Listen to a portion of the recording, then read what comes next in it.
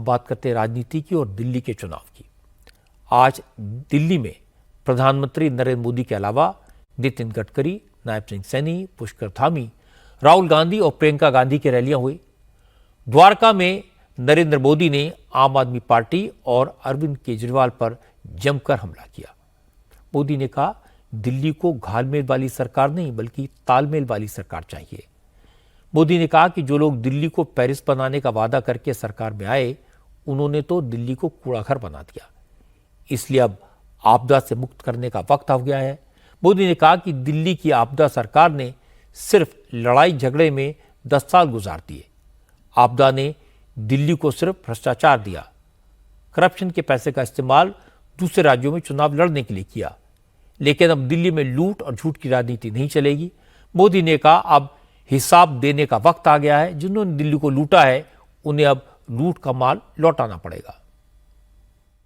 आपदा ने सबके साथ सिर्फ लड़ाई झगड़ा ही किया है।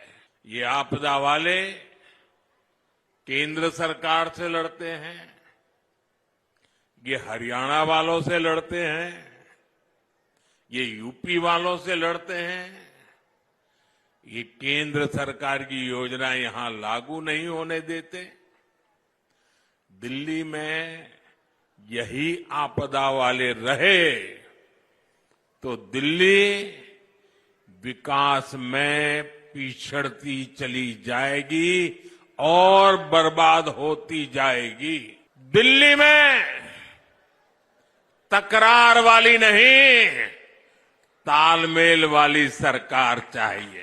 हमें मिलकर दिल्ली को लूट और झूठ की आपदा से मुक्त कराना है। आपदा वालों ने दिल्ली को अपनी राजनीति चमकाने का एटीएम बना दिया है। आपदा वालों ने दिल्ली का पैसा निचोड़ लिया है।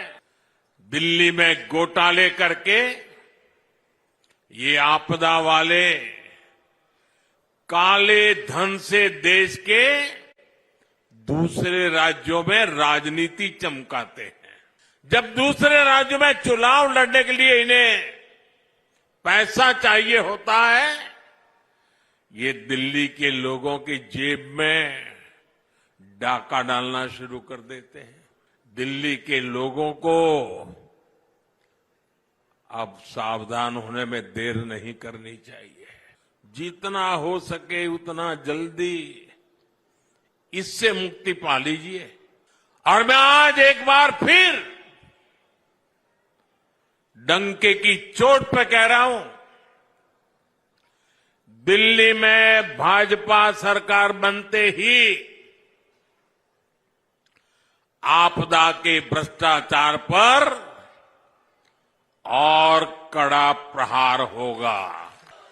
जिन्होंने दिल्ली को लूटा है, उन्हें लौटाना ही पड़ेगा। इसके बाद मोदी ने यमुना के पानी में जहर मिलाने के केजरीवाल के आरोप की बात की। मोदी ने कहा कि आपदा वालों ने 10 साल तक जनता के पैसे का इस्तेमाल अपना चेहरा चमकाने में किया और जनता की नाराजगी देखकर सफेद झूठ बोलना शुरू कर दिया। मोदी ने कहा, आपदा वालों ने हरियाणा के लोगों पर दिल्ली के लोगों को जहर देने का इल्जाम लगाया। उनके झूठ का पर्दाफाश हो गया है, लेकिन अब और ज्यादा सावधान रहने की जरूरत है, क्योंकि वोटिंग से पहले आपदा वाले कोई भी अफवाह फैला सकते हैं। आज दिल्ली की सड़कें टूटी फूटी हैं, सीवर नहीं बन पाए हैं, पानी की पाइपलाइन नहीं पहुंची, अस्पतालों में ब्लड बैंक नहीं बने। इन समस्याओं का एक ही कारण है, वो है आपदा पार्टी वालों की बदनीयत। ये टीवी पर, अखबारों में, सड़कों के किनारे अपने चेहरे चमकाने के लिए पानी की तरफ पैसा बहा रहे हैं। मान लो अगर दिल्ली का बजट 100 रुपये का है, तो ये सिर्फ 20 रुपये ही विकास के काम पर खर्च करते हैं। ये जनता के पैसों को जनता पर खर्च नहीं कर रहे, विज्ञापनों पर खर्च कर रहे हैं। जिनके खुद के शीश महल होते हैं वो गरीब की झुग्गी और मिडिल क्लास के 2 BHK की चिंता नहीं करते। जनता का आक्रोश देखकर इन आपदा वालों ने सफेद झूठ बोलना शुरू कर दिया है। अब आपदा वालों ने हरियाणा के लोगों पर पानी में जहर मिलाने का आरोप लगाया है। दुनिया को गीता का ज्ञान देने वाली धरती के लोगों पर आपदा वालों ने ऐसा घिनौना आरोप लगाया है। इतनी जहरीली राजनीति देश तक कभी नहीं देखी। आपदा वालों को लाज शर्म कुछ भी नहीं है। मैं तो दिल्ली वालों से आग्रह करूंगा कि आप सतर्क रहें। ये वोटिंग से पहले अपने झूठ को सिद्ध करने के लिए किसी भी हद तक जा सकते हैं। लेकिन केजरीवाल आज भी यमुना के जहरीले पानी के इशू पर अपनी बात पर अड़े रहे। कैंपेन पर निकलने से पहले केजरीवाल चुनाव आयोग के दफ्तर पहुंचे, क्योंकि आज सुबह 11 बजे तक उन्हें इलेक्शन कमीशन के आरोपों का जवाब देना था। लिखित जवाब भेजने के बजाय केजरीवाल अपॉइंटमेंट लिए बगैर इलेक्शन कमीशन के ऑफिस में पहुंचे। चुनाव आयोग ने भी उन्हें मिलने का वक्त दे दिया, लेकिन केजरीवाल के जवाब में कोई नई बात नहीं थी। उन्होंने आज फिर कहा कि यमुना के पानी में अचानक अमोनिया का लेवल बढ़ गया। जल बोर्ड ने अपनी रिपोर्ट में यह बात कह दी। केजरीवाल ने कहा कि दिल्ली में यमुना का पानी हरियाणा से आता है, इसलिए उन्होंने हरियाणा सरकार पर यमुना के पानी में जहर मिलाने का आरोप लगाया। केजरीवाल ने कहा, जैसे उन्होंने ये मुद्दा पब्लिक के सामने रखा तो यमुना के पानी में अमोनिया का लेवल कम हो गया। इसका मतलब है जानबूझकर साजिश की गई थी और इससे फायदा बीजेपी को ही मिलता, इसलिए बीजेपी के अलावा ये काम और कौन करेगा। केजरीवाल ने चुनाव आयोग से कहा कि इस मामले में गलती हरियाणा के मुख्यमंत्री की है, इसलिए नायब सिंह सैनी के खिलाफ एफआईआर दर्ज होनी चाहिए। हालांकि चुनाव आयोग ने केजरीवाल की बात सुनी और पूरी जांच के बाद फैसला करने का भरोसा दिया। इसके बाद केजरीवाल फिर सामने आए। उन्होंने कहा, अब दिल्ली वालों को चिंता की जरूरत नहीं है। यमुना के पानी में अमोनिया का लेवल आज 2.1 ppm पर आ गया है। केजरीवाल ने दावा किया उन्होंने बीजेपी की साजिश का पर्दाफाश कर दिया, वरना बीजेपी वालों ने तो दिल्ली वालों को बीमार करने की पूरी साजिश रच डाली थी।